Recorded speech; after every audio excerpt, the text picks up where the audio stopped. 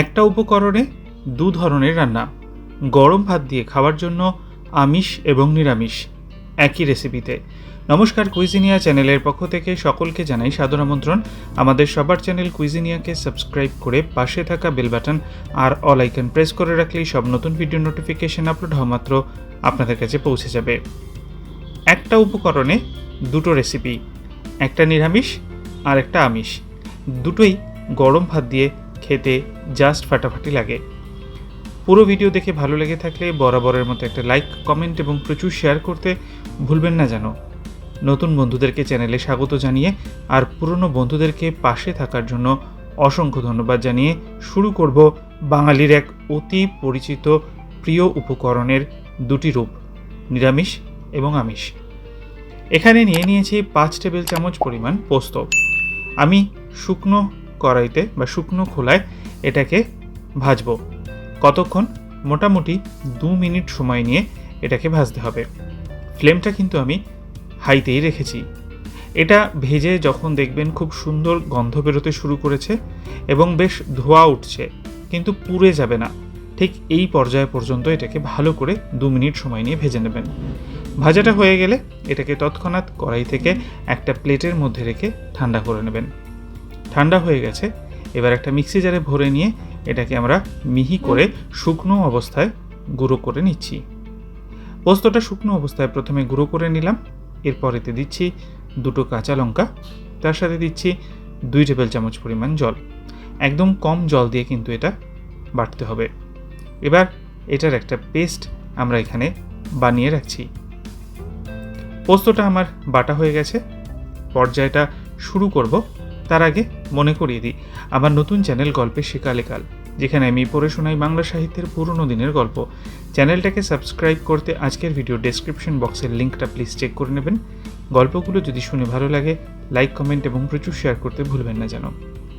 ফিরে আসলাম। আমি পুরো পোস্ত বাটাটাই এখানে রেখেছিলাম, তার থেকে আমি মোটামুটি 70%-এর উপর তুলে নিলাম।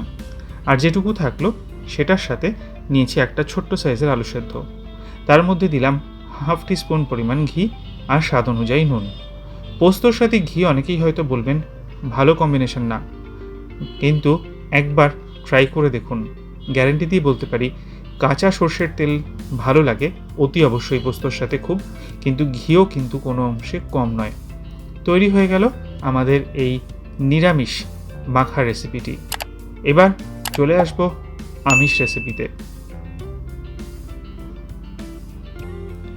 বাকি পোস্ত বাটাটা তুলে রেখেছিলাম। রয়েছে এখানে 2টো আলু সেদ্ধ, রয়েছে একটা পেঁয়াজ কুচি করে কাটা আর 2টো কাঁচা লঙ্কা কুচি করে কাটা। ফার্স্টেই আমি এখানে পেঁয়াজ আর কাঁচা লঙ্কার মধ্যে দিয়ে দিলাম স্বাদ অনুযায়ী নুন। এবার এই নুন দিয়ে পেঁয়াজ আর কাঁচা লঙ্কাটাকে ভালো করে মেখে নেব। এতে কি হবে, পেঁয়াজ আর কাঁচা লঙ্কার থেকে খুব সুন্দর একটা রস বেরোবে, আর তাতে এই যে মাখাটা হবে সেটা খুব সুন্দর হবে। ভালো করে এটাকে আমরা মেখে নিলাম।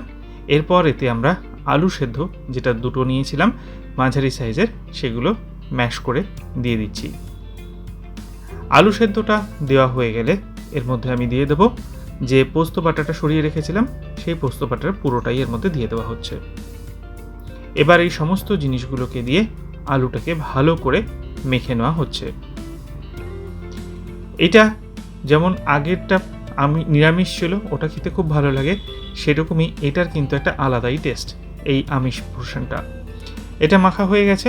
এবার এর মধ্যে দিচ্ছি আমি কাঁচা সর্ষের তেল। 2 টিস্পুন পরিমাণ কাঁচা সর্ষের তেল অতি অবশ্যই দিয়ে দিলাম। দিয়ে ভালো করে আবারও এটাকে আমরা মেখে নিলাম। আর তাহলেই তৈরি হয়ে গেল এই আমিষ মাখার রেসিপিটি। গরম ভাতে আমিষ হোক বা নিরামিষ, এই দুটো মাখাই কিন্তু লাগে জাস্ট ফাটাফাটি। বাড়িতে একবার বানিয়ে দেখুন, কমেন্টের মাধ্যমে জানান কেমন লাগলো। ভালো লাগলে লাইক, শেয়ার করতে ভুলবেন না যেন। যারা এখনও চ্যানেল কুইজিনিয়াকে সাবস্ক্রাইব করেননি, অনুরোধ করব চ্যানেলটাকে সাবস্ক্রাইব করে এই পরিবারের সদস্য হয়ে যাওয়ার জন্য। সবাই ভালো থাকবেন, সবাই সুস্থ থাকবেন। দেখা হবে পরের রেসিপি নিয়ে। আজ এ পর্যন্তই, নমস্কার।